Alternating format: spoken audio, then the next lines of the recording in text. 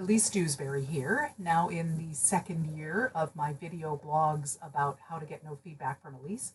And I wanted to, in this vlog and the next one, talk about, just quickly, about a couple of little sort of picky topics on the technical side.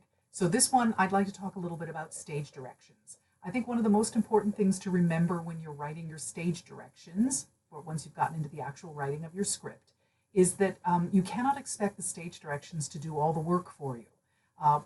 Please remember that although it's fun to read interesting stage directions and you can get a lot of information from them, generally speaking, your audience does not get to read those stage directions.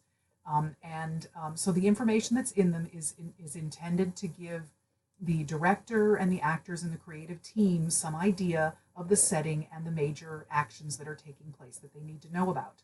But you have to be careful that you don't assume, and I find this happens a lot, that if you start a stage direction by saying, it's 1976, Joey enters the room with his mother, Anne. If you don't then in the scene have one character call the other character by their name and or somehow let us know that this is a mother-son relationship, the fact that you've written it in the stage direction does not mean your work is done.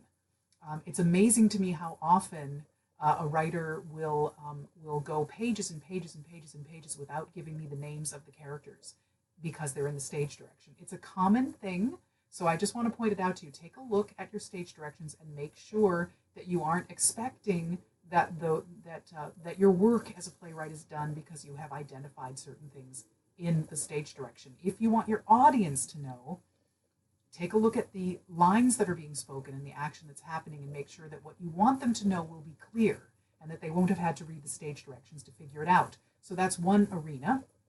Another thing is try to avoid using your stage directions to give a lot of directing notes to your actors.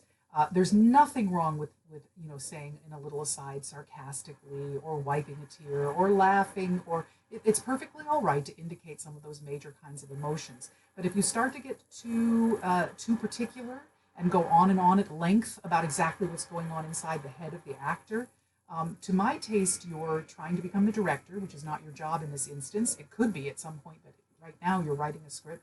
It's not your job, and a director reading the script won't be pleased that you're taking over their job. But also it indicates to me that you haven't been as clear as you can in the way you've written the lines to make sure that the lines make it very clear.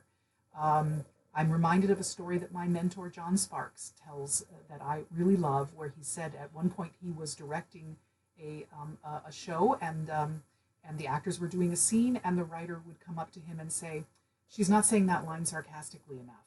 And she kept coming and to John and saying, and finally said, in great angst, said, "I don't understand why she's not being sarcastic enough. What can I, as a writer, do? I've written in the stage directions it's sarcastic. I've made it really clear. How can I get this woman to say this line sarcastically?" And John's response to her was, "Well, you could write a more sarcastic line."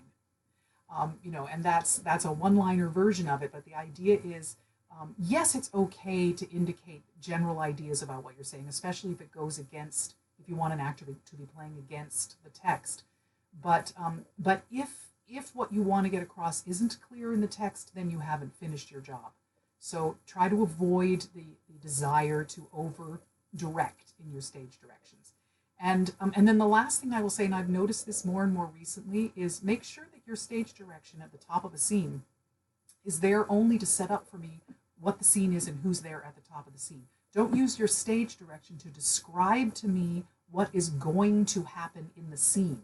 I have seen that numerous times now, where at the top of the scene it'll say, Joey and Anne are together and they discuss whether or not they want to get married, and they decide they do. And then a scene follows that is that action. So that's not what a stage direction is for. It is not there to describe a scene to me. It should just say, we're in a diner, Joe and Anne enter and sit down. And then whatever happens in the scene is what happens in the scene. The stage direction is just meant to be there for setup. So these are picky technical things, but it makes a difference when someone is reading your script to their clarity of understanding and their ability to bring to life what you're writing. and also their response to your level of professionalism. If some of these things start happening in your stage directions, there's a chance that the person reading your script might think, I don't know that this is someone I'd want to work with because it feels to me like they're going to try to do my job for me if I'm a director, or they're going to try to push the actors a certain direction, or they don't really understand writing. So if you want to look professional and if you want to get your ideas across the way you want, then that's what you'll do. And now I have to answer the phone. So see you next time.